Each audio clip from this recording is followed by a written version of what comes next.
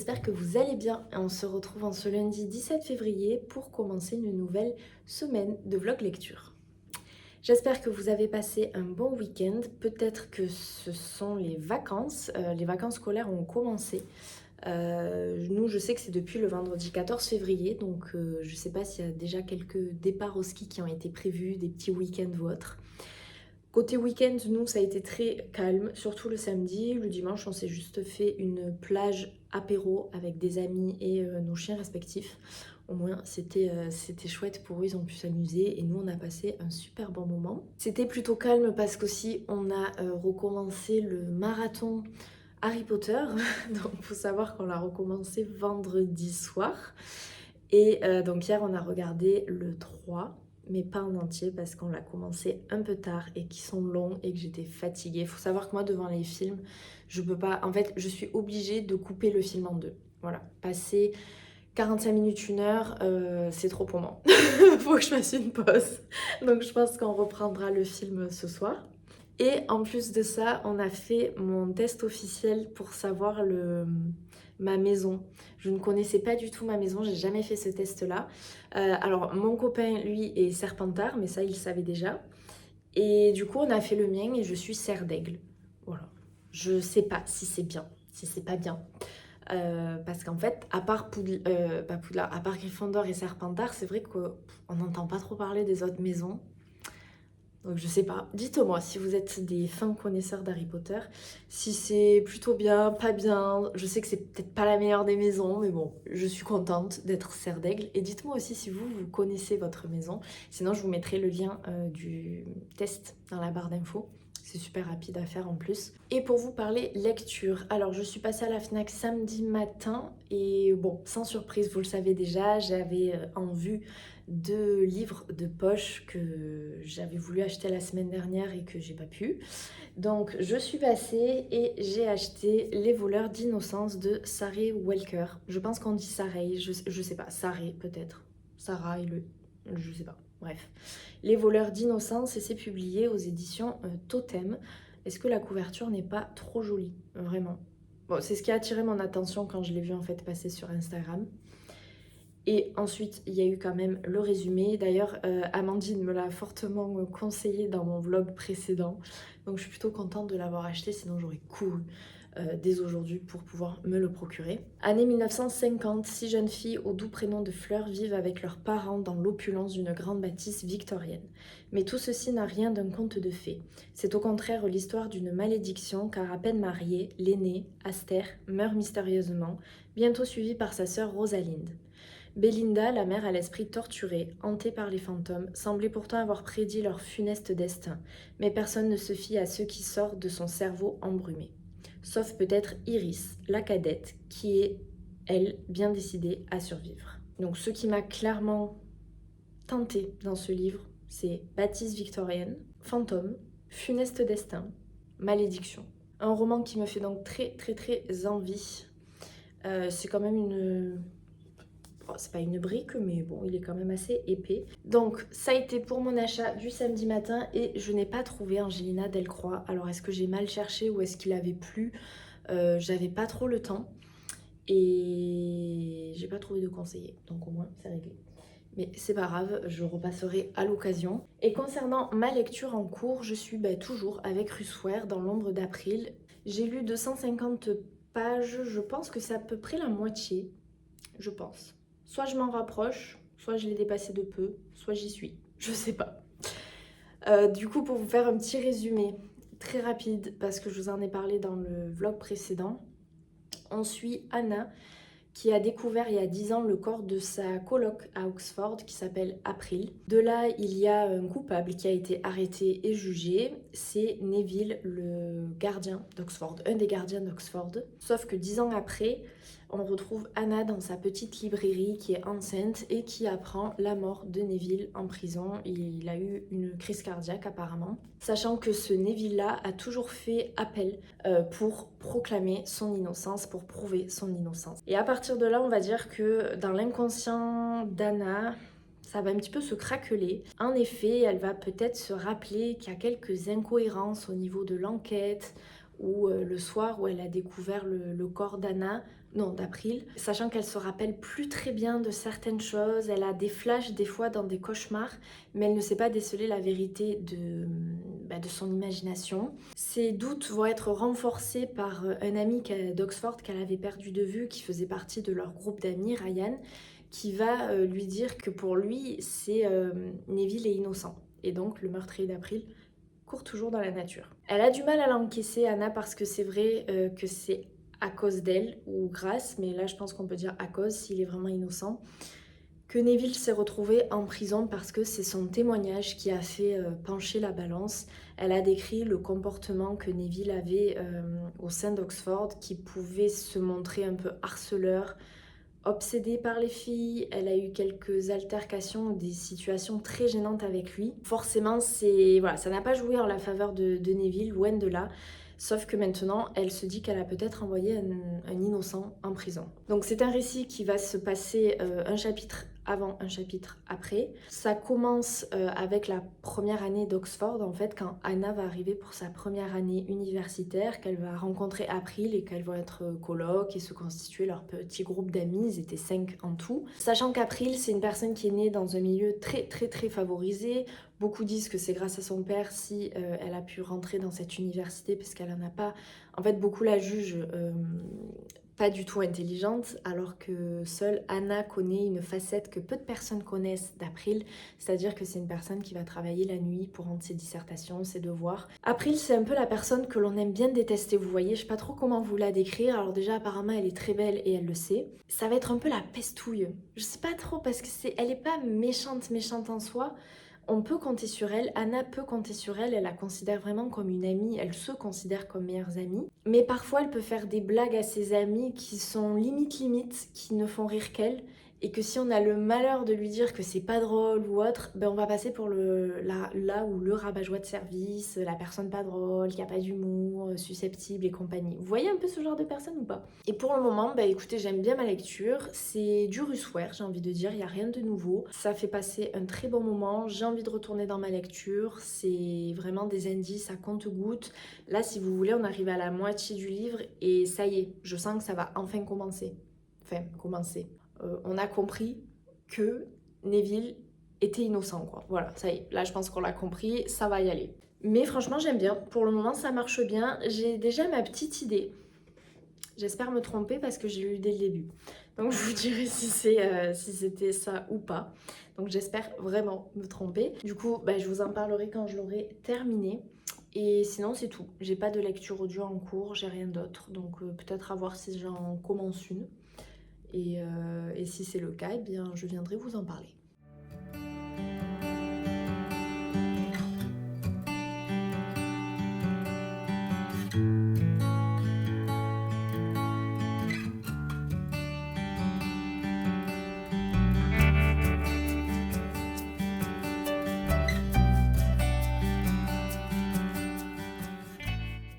À midi, c'est des gros haricots avec un peu de riz et du poulet mariné sauce coréenne.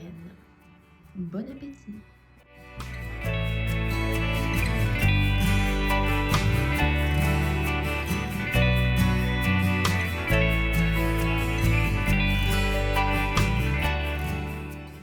Nous sommes mardi, je viens de terminer de manger, ça doit être aux alentours de 12h30, 12h45 par là. Grand café au lait, forcément. Déjà parce que ça me réchauffe, j'ai très très froid, mais vraiment depuis ce matin je suis frigorifiée. De base j'avais mis un petit sweat mais genre très tranquille, et en fait j'en ai mis un autre par-dessus qui me l'automnait.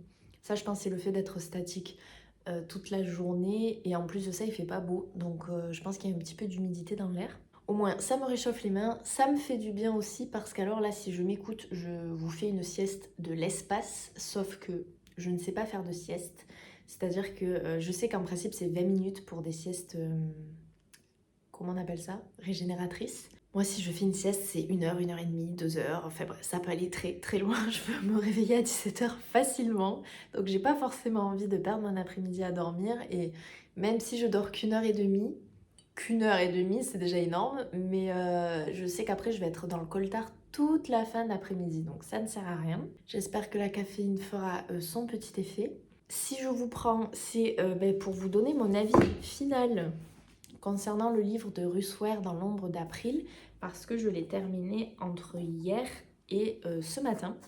Autant vous dire que la deuxième moitié du livre se lit, mais se dévore en fait. Il ne se lit pas, il se dévore. Parce que le rythme commence à s'accélérer, on a les pièces du puzzle, ça y est, qui s'imbriquent, on a des révélations, quelques petits rebondissements, et franchement, pépite. Donc ça a été une bonne lecture dans l'ensemble, j'ai vraiment passé un bon moment avec les personnages, avec cette histoire. C'est du Russ Ware, donc je ne m'attends pas à un thriller très psychologique, très poussé, mais franchement je trouve que ça fonctionne. Si vous ne connaissez pas cette autrice, je pense qu'on peut l'assimiler un petit peu à Lisa Jewell. Je trouve que c'est à peu près similaire ce qu'elle propose. Dites-moi si je me trompe ou pas, peut-être que je me trompe totalement, mais moi je trouve que c'est à peu près pareil. Pour le coup, sur moi ça a fonctionné, c'est-à-dire que je posais mon cerveau, je savais à quoi je m'attendais et voilà, j'en attendais vraiment pas plus. Très bon moment de passer. L'histoire m'a plu aussi. Et alors par contre, j'avais totalement tort. Je n'ai pas trouvé dès le début la solution de l'histoire. Et encore heureux, vous allez me dire. En revanche, dès la moitié du livre, j'ai compris et j'ai trouvé qui était donc le coupable et pourquoi la personne en fait a fait ça. Ça ne m'a pas empêché d'apprécier la deuxième partie de l'histoire, bien au contraire, parce que déjà on n'est jamais sûr de soi à 100%. Et voilà, c'était quand même très agréable de découvrir la suite et fin de cette histoire. De cette autrice, j'avais lu Le Chalet des Disparus que j'avais moyennement aimé. Je l'avais trouvé beaucoup trop long pour le coup. Et par contre, mon tout premier d'elle, ça a été La Clé du Sang. Là par contre que j'ai beaucoup aimé, que je vous conseille encore une fois si vous avez aimé La Femme de ménage, le tome 1, alors vous aimerez à 90% La Clé du Sang de Russ Ware parce que ce sont des histoires assez similaires. Voilà en ce qui concerne ce livre et ensuite je viens tout juste de commencer une lecture là en finissant de manger. Ça a été un phénomène TikTok. Et je l'ai fui pendant très longtemps, comme d'habitude. Je me fie très peu au phénomène TikTok parce que j'y trouve jamais réellement mon compte. Et là, il se trouve que je l'ai vu quand même passer de très nombreuses fois sur Instagram, des comptes que je suis et des personnes avec qui on a à peu près les mêmes goûts de lecture. Et des amis à moi me l'ont conseillé plus. Donc, je l'ai mis sur la liste du Papa Noël et il a très bien fait son job parce qu'il me l'a offert du coup à Noël. Enfin, Papa Noël qui est en vérité la Mère Noël. Il s'agit des 7 maris d'Evelyn Hugo de Taylor Jenkins Reid, publié aux éditions Hauteville. Donc parce que là c'est le format poche. Comme je vous dis, je l'ai à peine commencé. Je suis au chapitre 3, page 27. Voilà. Donc je vais vous lire carrément le résumé. C'est à vous et à vous seul que s'adresse cette confession. À l'aube de ses 80 ans, Evelyn Hugo, légende du cinéma, est enfin prête à dire la vérité sur sa vie aussi glamour que scandaleuse. Mais elle ne fera ses révélations qu'à Monique Grant, une jeune journaliste inconnue. Un choix incompréhensible. Monique découvre alors, fascinée, l'histoire extraordinaire de cette autrice mariée 7 fois. Mariée 7 fois. Une histoire d'ambition, d'amitié et d'amour défendu. À mesure qu'elle recueille les confidences d'Evelyn, elle comprend qu'elle n'a pas été choisie par hasard et que leurs destins sont étroitement liés. Et il y a marqué que, best-seller international et incroyable phénomène TikTok, Les 7 maris d'Evelyn Hugo est en cours d'adaptation par Netflix. Voilà. Et en fait, je sais pas quand est-ce qu'il est sorti, parce que pour moi, il doit dater d'il y a au moins 2 ans, non? Brajlon 2019 pour la présente traduction. Donc il est sorti en 2019? Ça fait longtemps alors qu'il est sorti. Achevé imprimé en mars 2024 pour ce format-là. Donc apparemment il est sorti en 2019. Bon, je le voyais pas si vieux que ça, mais pourquoi pas.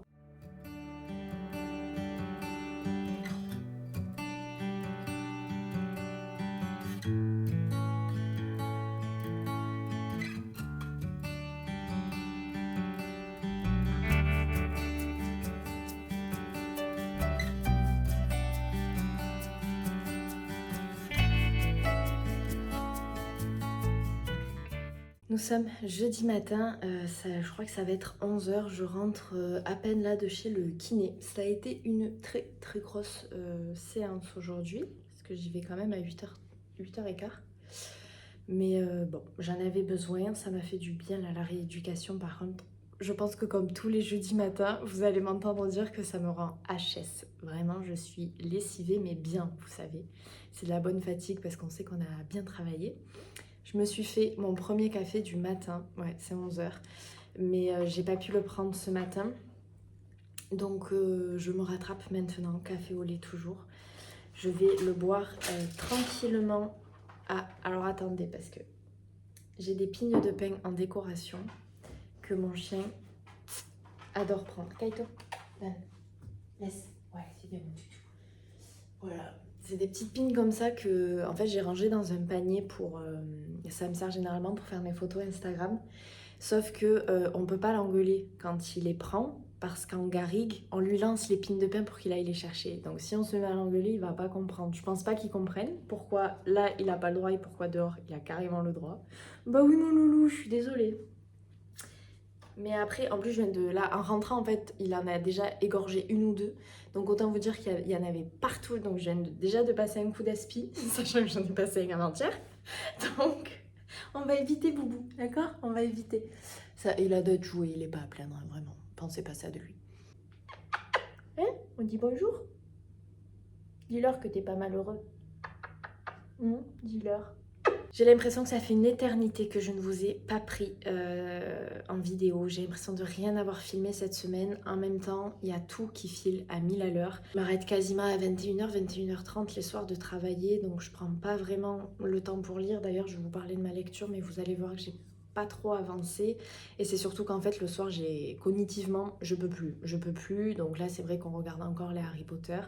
D'ailleurs, on a triché parce qu'on a sauté le 4. En fait, c'est celui qu'on aime le moins avec mon chéri. Voilà, c'est pas celui qui m'a le plus marqué, c'est pas celui que j'aime le plus. Et lui, c'est pareil, et on s'est dit, bah vas-y, viens, on le saute. Au moins, on s'évite la mort de Cédric, on est d'accord. Et sinon, bah, d'un point de vue lecture, comme je vous ai dit, j'avance petit à petit, et encore, j'ai lu 180 pages, je suis plutôt fière de moi. Mais même si je lis doucement, j'aime bien quand même cette lecture. On est très vite plongé en fait dans le récit de la vie d'Evelyn Hugo. Donc Evelyn Hugo, c'est une star de cinéma des années 50, 60, c'est même plus qu'une star en fait, hein, c'est une icône. Je la compare un peu à du Marilyn Monroe si elle n'était pas décédée. Parce que là, je crois qu'on est dans les années présentes, je sais plus, mais elle va avoir 80 ans. Et donc je pense, c'est pas aujourd'hui, mais ça doit être 2010, un truc comme ça. Et cette femme-là décide de vendre ses robes aux enchères, des robes iconiques aux enchères pour diverses associations. Et pour couvrir cet événement médiatique, elle va faire appel à Monique Grant, qui fait partie d'un journal, d'un petit journal. Et Monique Grant, elle est jeune, journaliste, elle a beaucoup d'ambition, mais elle n'est pas encore véritablement connue, bien qu'elle soit talentueuse dans son écriture. Donc au début, le journal se réjouit d'avoir l'exclusivité, parce qu'il faut savoir qu'Evelyn Hugo n'a pas donné d'interview depuis des décennies. Donc ils sont ravis d'avoir cette opportunité-là. Et en fait, ils pensent qu'elle a choisi Monique Grant parce que personne la connaît, parce qu'elle débute un peu, et qu'en gros, elle sera facilement manipulable sur ce qu'Evelyn Hugo voudra lui dire. Alors qu'en fait, pas du tout. Evelyn Hugo est quelqu'un de très manipulateur, très calculateur.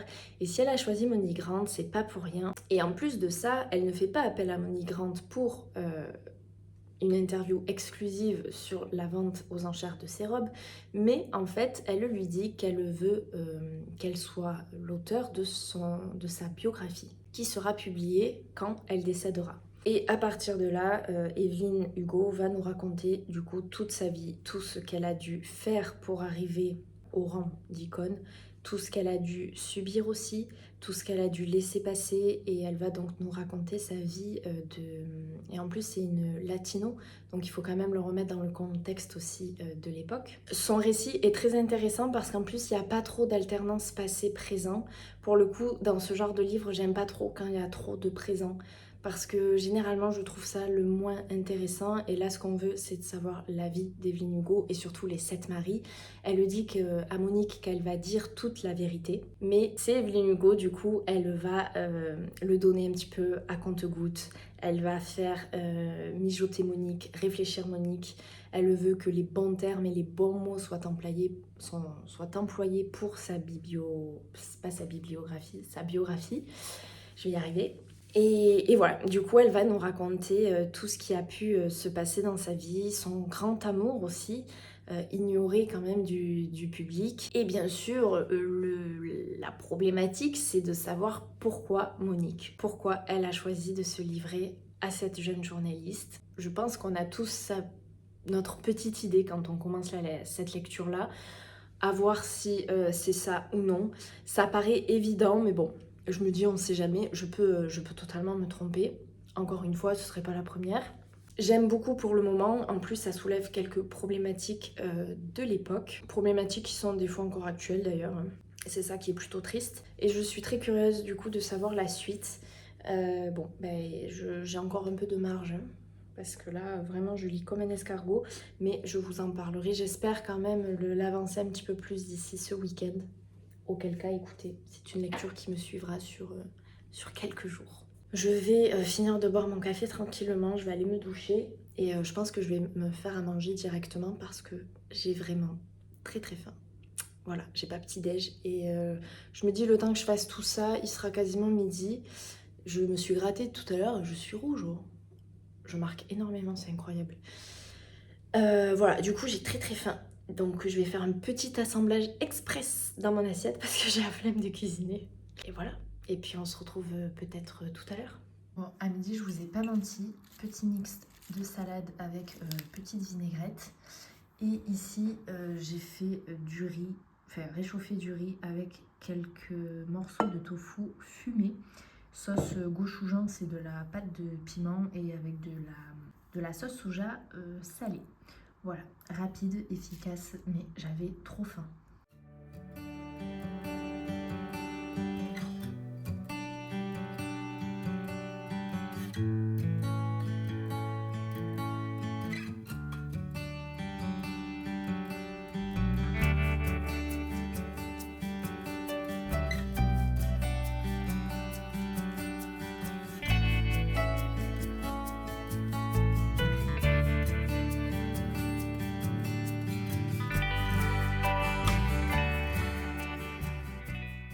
Nous sommes vendredi matin, c'est 9h15, je viens de rentrer parce que vous savez que le vendredi matin, c'est les fruits et légumes que je fais.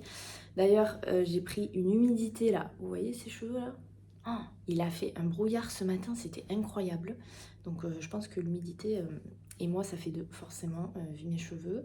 Je vous prends en vitesse parce qu'à 10h j'ai classe, il faut que je m'active. Et je vous parle donc de ma lecture du moment que j'ai très bien avancé, regardez-moi ça. Je me suis mis un sacré coup de pied aux fesses quand même.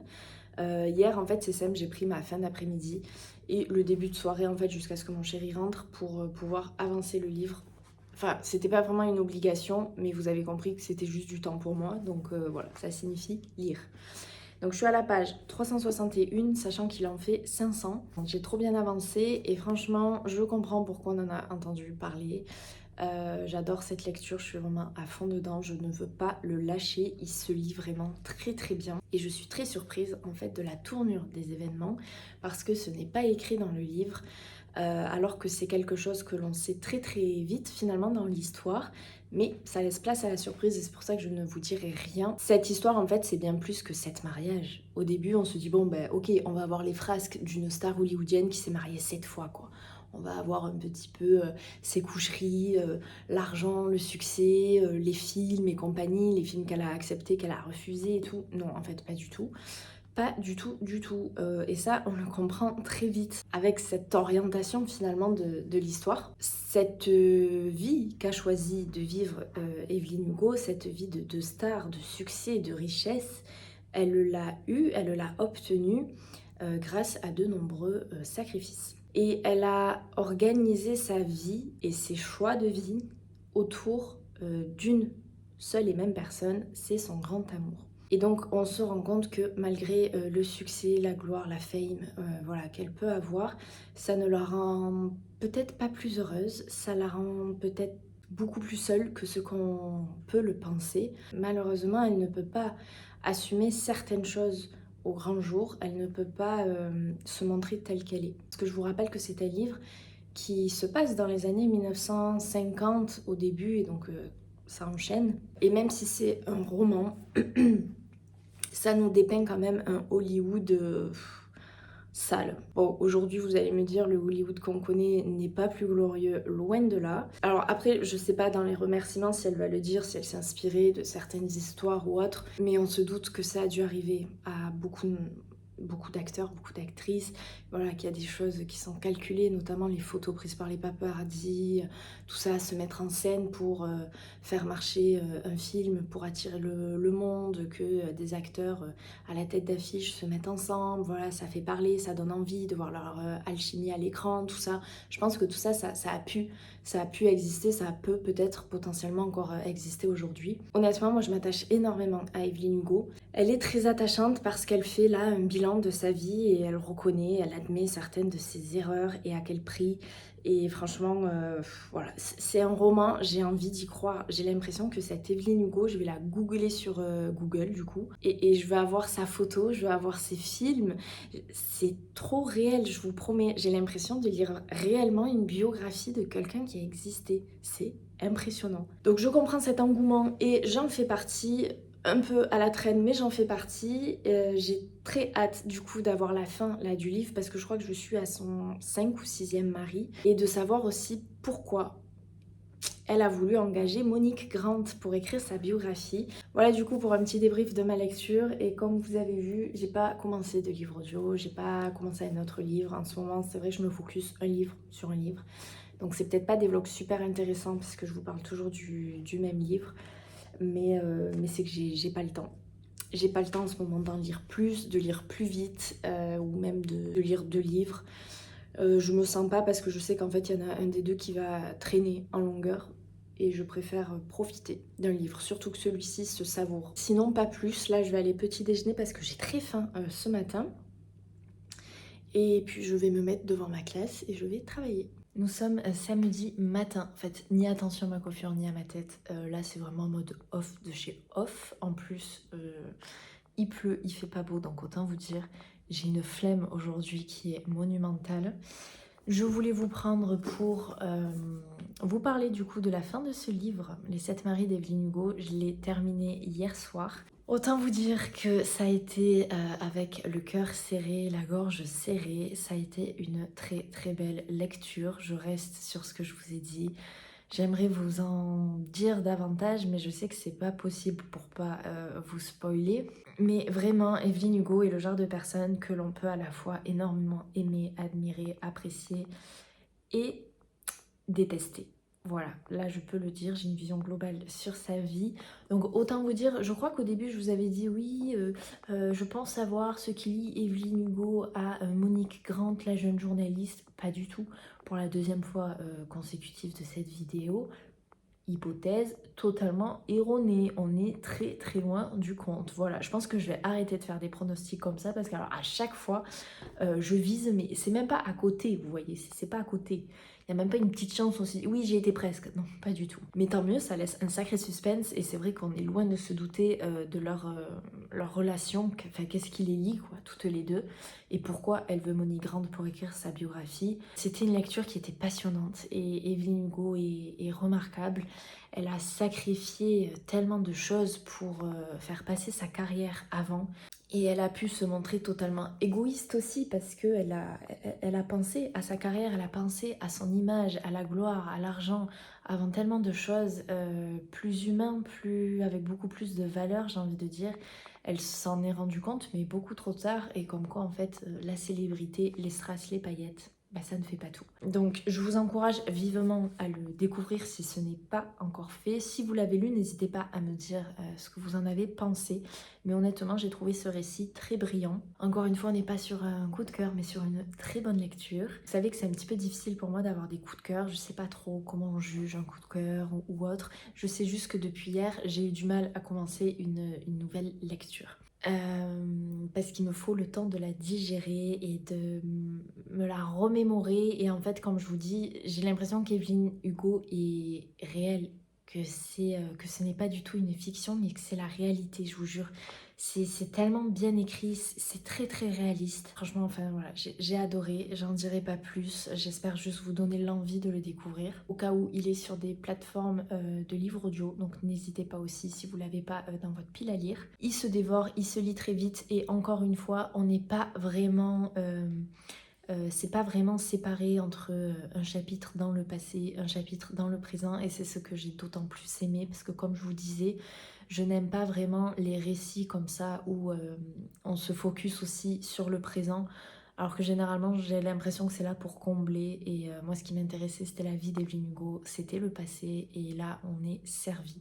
Voilà, il y a très peu d'interventions sur le présent, et quand bien même on en a, c'est très utile en fait pour l'histoire. Donc écoutez, voilà, j'espère que ça vous enchantera de le lire tout autant que ça m'a enchanté de le découvrir. On termine du coup la semaine avec une très belle lecture. Bon, malheureusement, j'ai pas énormément lu cette semaine et j'en suis désolée, mais la vie fait que parfois j'ai pas vraiment le temps. J'avoue que ce matin j'ai commencé quand même une lecture audio, je vous en parlerai à l'ouverture du prochain vlog, mais c'est une suite de saga et je pense que si vous avez suivi mon vlog précédent, vous allez deviner très certainement de quel livre il s'agit. Je vais clôturer ici cette semaine de vlog lecture, j'espère qu'elle vous aura plu. N'hésitez pas, comme d'habitude, à me dire ce que vous lisez. Ça me fait toujours plaisir d'échanger avec vous. Je vous souhaite de passer en tout cas une très belle semaine remplie de belles lectures et on se retrouve dans une nouvelle vidéo. À bientôt!